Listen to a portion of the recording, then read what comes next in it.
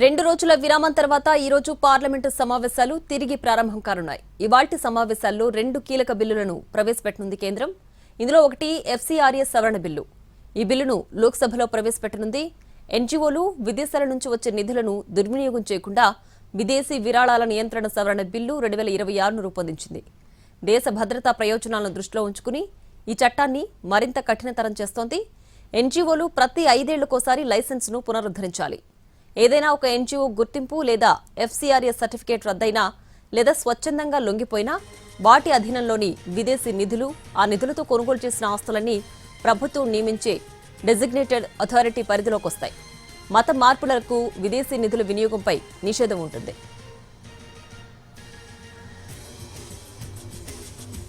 Supreme court న్యాయమూర్తుల సంఖ్యకు సంబంధించిన సవరణ బిల్లును కూడా ఇవాళ సభ ముందుకు తీసుకురానుంది. దేశంలో పెరిగిపోతున్న కేసుల భారాన్ని తగ్గించడానికి, న్యాయ ప్రక్రియను వేగవంతం చేయడానికి ప్రభుత్వం గతంలో తీసుకొచ్చిన ఆర్డినెన్స్ స్థానంలో ఈ బిల్లును ప్రవేశపెడుతోంది.